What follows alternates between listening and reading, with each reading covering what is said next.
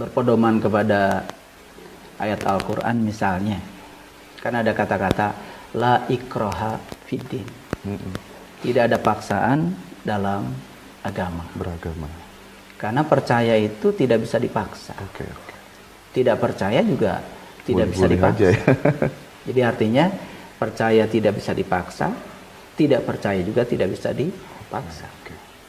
Dan harusnya ayat itu menjadi pedoman bahwa percaya tidak bisa dipaksa, tidak percaya pun tidak bisa dipaksa. Artinya percaya dan tidak percaya itu kan sesuatu yang alamiah, sesuatu yang tidak bisa direkayasa. Itu sebabnya kalau kita merujuk kepada kata-kata Nabi Muhammad sendiri, beliau sendiri mengatakan al-iman tasdikun bil qalbi. Iman itu kan pembenaran oleh qalbu. Wa ikrarun bil lisan wal amalun bil arkan. Jadi dibenarkan dulu oleh qalbu, kemudian baru lisan itu bisa menyampaikan sesuatu yang dialami oleh qalbu. Wal amalun bil arkan, itu yang kemudian akan terimplementasi dalam kehidupan. Jadi seharusnya anggapan bahwa Islam itu tadi kata Mas Hendra, agama yang dalam tanda kutip klinik, karena segala sesuatu harus yakin, harus percaya, itu dibantah oleh ajaran Islam sendiri yang sebetulnya Islam tidak seperti itu. Aslinya Islam itu justru menuntut pembuktian. Makanya semua sahabat-sahabat Rasul, termasuk Sayyidina Ali ya, ketika ditanya, habis berwudu Sayyidina Ali kemudian ditanya, ya Ali, wajahmu kok pucat seperti itu? Lalu Ali berkata, kalau kamu tahu siapa yang akan aku sembah, kamu akan mengalami pengalaman seperti aku. Lalu ada seorang sahabat bertanya, apakah engkau melihat Tuhan? Aku tidak mau menyembah Tuhan yang tidak bisa aku lihat. Jadi aku hanya ingin menyembah Tuhan yang bisa aku lihat. Sehingga itu pernyataan itu bisa diekstrapolasi lebih jauh. Kita kan disuruh untuk mengingat. Dan mengingat itu kan tidak mungkin bisa terjadi kalau tidak dilalui dengan proses melihat. Sedangkan di Quran sendiri kalau kita mau ngaji lebih dalam, itu para nabi, para rasul itu menyatakan bahwa mereka itu melihat. Dan gara-gara melihat bisa mengingat. Dan tidak mungkin kita bisa mengingat sesuatu yang tidak bisa dilihat. Karena kita tidak mungkin bisa mengingat sesuatu yang kita tidak tahu. Itu sebabnya Nabi Muhammad sendiri sebetulnya udah ngasih isyarat. Awalnya beragama itu adalah mengenal Tuhan. Nah, proses pengenalan Tuhan tentu saja tidak bisa mengikuti pertanyaan Mas Hendra tadi. Bagaimana menjelaskan Tuhan secara ilmiah tadi pertanyaan Mas Hendra? Kalau ada orang yang menjelaskan Tuhan, yang dia jelaskan pasti bukan Tuhan. Konsep tentang Tuhan. Itu adalah persepsi dia tentang Tuhan. Jadi sebetulnya ketika seseorang menjelaskan Tuhan, secara tidak sadar, dia sedang membangun konsep tentang Tuhan. Jadi dia sebenarnya sedang menciptakan Tuhan. Oleh karena itu maka, dia itu tidak bernama. Nama yang tidak bernama. Wajah yang tidak berwajah. Dia sendiri tidak bisa dijelaskan, tidak bisa diterangkan. Tetapi dia dapat ditemui, dapat dirasakan. Bagi mereka yang tahu ilmunya, yang tahu caranya. Jadi kalau kita kembali kepada kitahnya agama Islam yang sejati, seharusnya anggapan bahwa agama ini adalah klinik seperti pertanyaan oleh Mas Hendra tadi, harusnya terpatahkan oleh ajaran Islam itu sendiri. Oke, siap ya. Nah, untuk mengetahui atau mengenal jati diri yang selama ini kemudian menjadi concern concern dari ayah guru Syekhul Karim sendiri begitu ya. Itu salah satu cara supaya kemudian kita bisa kenal dengan diri kita, jati diri kita bisa terhubung dan kemudian idealnya bisa terbimbing dalam laku kehidupan sehari-hari itu sesuai dengan kehendak dia, itu seperti apa ya? Terlalu banyak sebetulnya info yang sangat tak terbantahkan. Contoh seperti ini. Tuhan berulang kali mengatakan, aku bersamamu dimanapun kamu berada. Kalau kalimat itu dianggap terlalu luas, Tuhan ngasih lagi yang lebih spesifik. Aku lebih dekat kepadamu, melampaui dekatnya urat nadi leher. Jadi sebetulnya itu kan alamat-alamat yang diberikan oleh Tuhan kepada kita. Dan kenapa dia ngasih alamat? Berarti kan dia ingin dikunjungi. Dikenal. Kalau saya ngasih alamat rumah ke Mas Hendra, pasti kan ada alasan saya. Karena saya ingin suatu saat Mas Hendra ketemu ke rumah saya. Kan sebenarnya kalau kita cerdas menangkap ayat-ayat itu kan sebetulnya alamat. Alamat yang diberikan beliau sendiri. Karena beliau ingin dikunjungi. Bahkan dalam hadis qudsi beliau berfirman, langit dan bumi tidak akan cukup menampung satu. Tapi kalbunya orang yang beriman, itulah sebenar-benarnya rumah. Makanya ada kata-kata qalbul mukmin baitul. Dan itu bahasa yang sangat lugas, sangat umum dan gampang dipelajari di banyak kitab. Ya, di Sirul Asror, di kitab Ihya Ulumuddin, ya, itu dan banyak kitab-kitab yang lain. Qalbun mukmin baitullah. Betul. Bukan Mekah ya? Ya, kalbunya orang yang beriman itu adalah baitullah. Jadi sebetulnya baitullah secara hakikat menurut Allah sendiri adalah kalbunya orang yang beriman.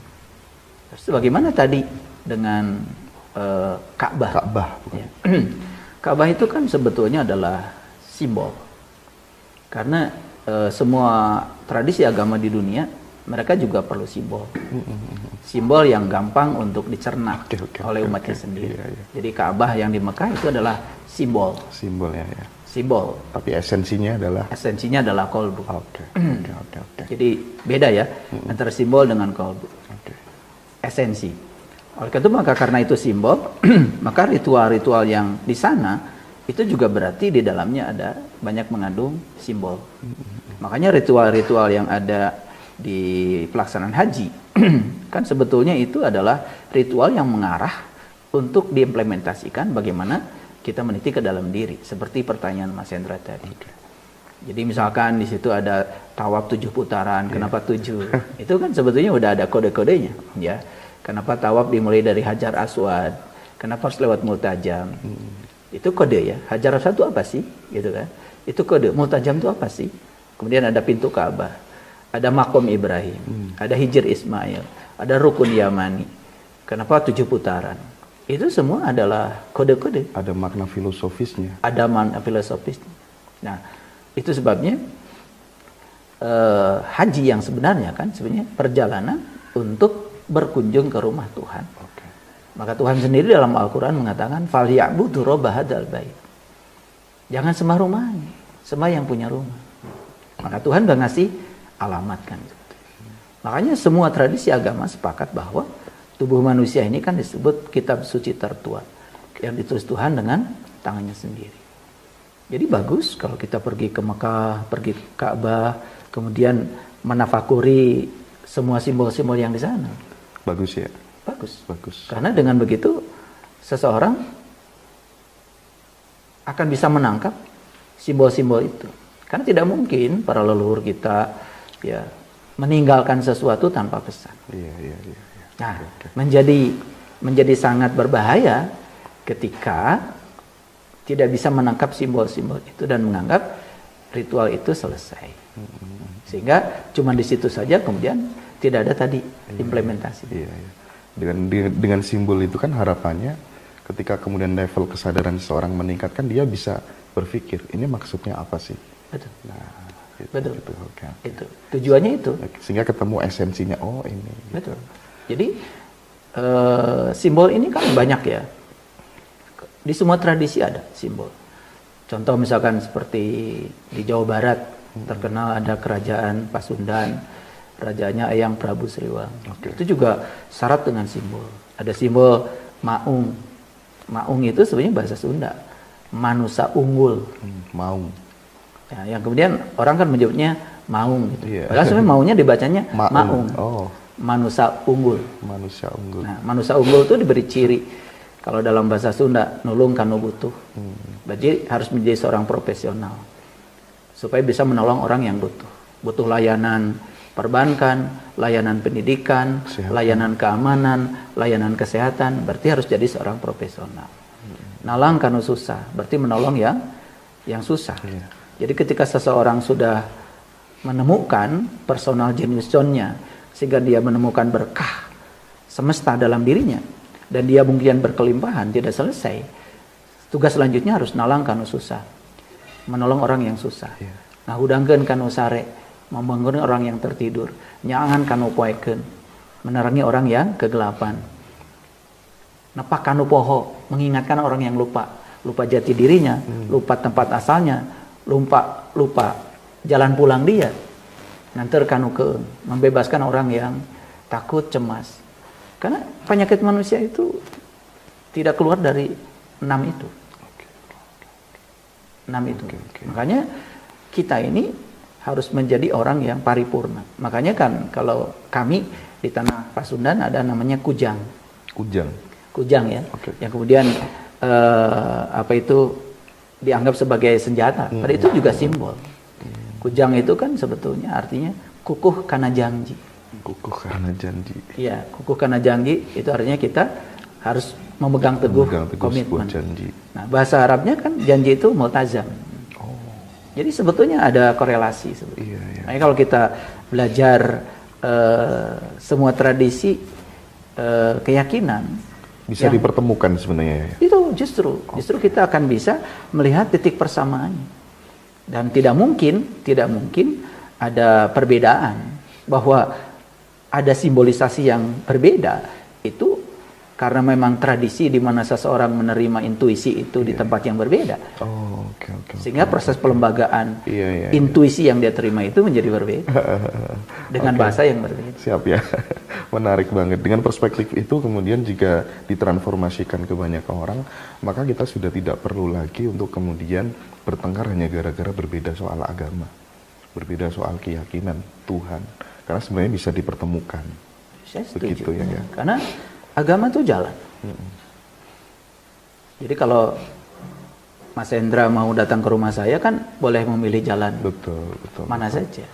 Yang penting Mas Hendra tekun aja jalan yang sudah dipilih.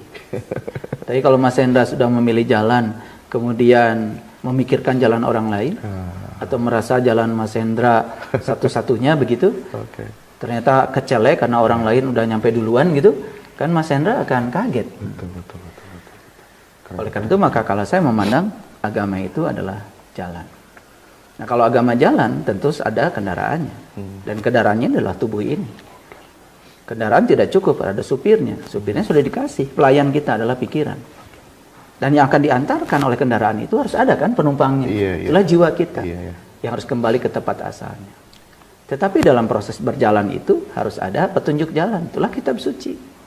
Tapi kitab suci harus dipahami secara betul, jangan cuma dihafal. Kalau dihafal tidak akan menunjukkan jalan. Itulah pentingnya guru-guru suci. Diutuslah para rasul, diutuslah para ulama yang bisa membantu kita membaca petunjuk-petunjuk itu. Karena suara kebenaran yang lemah itu lewat bantuan para guru suci kan dikeraskan. Karena mereka itu berfungsi semacam amplifier lah untuk mengeraskan suara lemah, terutama suara kebenaran yang ada pada diri setiap orang. Oke. Nah, tadi ayah bicara soal Rasul. Informasi dari Al-Quran seperti apa ya? Apakah setiap Rasul yang diturunkan itu sesuai dengan bahasa kaumnya masing-masing? Apa enggak? Nah, kalau misalnya iya, apakah Muhammad itu pas jika kemudian diklaim sebagai Rasulnya orang Sunda, Nabinya orang Jawa, orang Nusantara misalnya, karena bahasanya bahasa Arab itu. Gimana sesuai informasi Al-Quran ya? Ya, kalau di Quran itu jelas sekali. Ya, aku mengutus seorang Rasul sesuai dengan bahasa kaumnya. Bahkan bisa jadi Rasul itu ada di tengah-tengahmu. Rasul itu bahasa Arab. Artinya adalah utusan. Jadi utusan itu akan ada di setiap zaman. Karena tidak mungkin Tuhan yang membiarkan kita tidak kembali kepada Dia tanpa ada yang menunjukkan jalan. Tetapi dalam konteks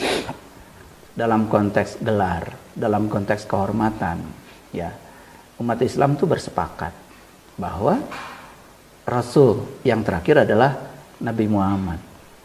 Itu dalam konteks Rasul sebagai gelar. Karena kalau ada orang yang mengakui itu setelah itu, kan udah kalah populer, tidak ada artinya. Dan yang paling penting sekarang bukan soal atribut dan gelar, tetapi bagaimana ajaran beliau itu dapat kita warisi. Makanya dalam konteks sebutan, kemudian berikutnya pasca beliau kan ada yang namanya ulama. Dan beliau yang mengatakan al-ulama warasatul anbiya. Jadi ulama itu adalah para pewaris ilmunya Nabi. Tapi Rasul itu ada dua. Ada Rasul secara syar'i dalam perwujudan fisik, ada Rasul secara hakiki. Nah, itu Rasul yang hakiki sebetulnya ada pada diri setiap manusia.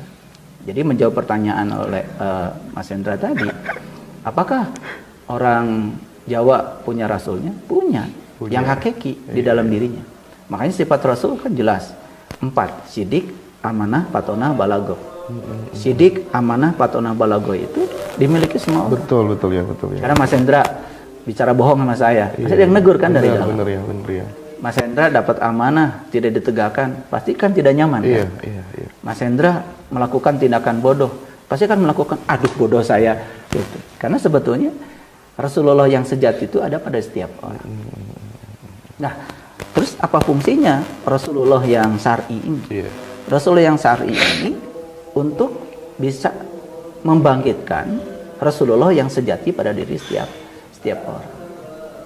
Itulah makanya beliau datang ke semesta ini membawa sebuah kunci. Kunci apa? Kunci untuk meniti ke dalam diri agar ya sang Rasul sejati itu tumbuh, dan itu akan menjadi guru sejati kita dalam diri kita. Oke. Jadi artinya tidak bergantung bahasa lagi. Nah, untuk kemudian menjadi sebuah transformasi proses sampai kemudian ketemu guru sejati dan lain sebagainya begitu ya, atau setiap manusia tercerahkan dengan panutan yang berupa Rasul tadi kan. Rasul sudah punya yang namanya gerakan, yang namanya sholat, itu mungkin dianggap sebagai ritual. Nah, yang ingin saya tanyakan, kira-kira itu sebagai gerak ingsun si Rasul itu sendiri, gerak ingsunnya Nabi Muhammad sendiri, atau bagaimana gitu. Dan kemudian ketika orang lain gitu yang kemudian meniru gerakan yang bukan gerakan ingsunnya sendiri, apakah dia bisa mencapai sebuah pencerahan yang paripurna ya? Ya, kalau di Quran itu kan jelas dikatakan bahwa Rasul itu datang silih berganti, dan mereka itu membawa syariat yang berbeda. Jadi ajarannya sama, tetapi cara mengekspresikan ajaran itu kepada Tuhannya itu dengan cara-cara yang berbeda. Jadi Quran sendiri yang mengatakan bahwa mereka datang ke sini itu membawa syariat yang berbeda.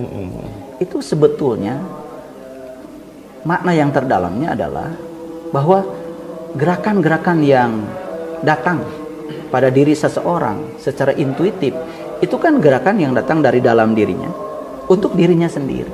Untuk dirinya sendiri. Untuk dirinya sendiri. Tapi bahwa orang-orang melihat ketika orang itu melakukan gerakan itu kok alaknya jadi bagus, sosialisasi dan masyarakat jadi bagus, ya kan? Jadi lebih santun, lebih bijaksana, gampang menerima kenyataan hidup. Nah, lalu orang biasanya cenderung menduplikasi. Oh, kok melakukan gerakan itu bagus ya, gitu. Lalu orang kemudian ikut melakukan gerakan itu. Bahwa setelah mengikuti gerakan itu hasilnya berbeda, kan jelas ya, berbeda. Kan? Mohon maaf, mungkin Mas Hendra bisa lihat fakta lah. Banyak orang yang melakukan gerakan itu kan masih menebarkan fitnah, menegarkan kebencian, masih menyerang orang lain yang berbeda, masih menghalalkan darah orang lain. Itu yang narapidana itu ya, ketika di hadapan hakim itu sambil pegang tasbih ya. Ya, sama seperti itu. Jadi artinya kan dia melakukan gerakan yang sama, tetapi karena gerakan itu bukan dari ingsun, bukan dari sejati dirinya, bukanlah haula wala quwata yang jelma dalam dirinya. Seperti itu. Itu sebabnya gerakan-gerakan itu nggak masalah kita meniru. Tetapi kita harus memberikan energi pada setiap gerakan itu. Gimana caranya? Tentu saja saat kita melakukan gerakan itu, maka ada sesuatu di level batin kita yang harus menselaraskan dengan gerakan itu.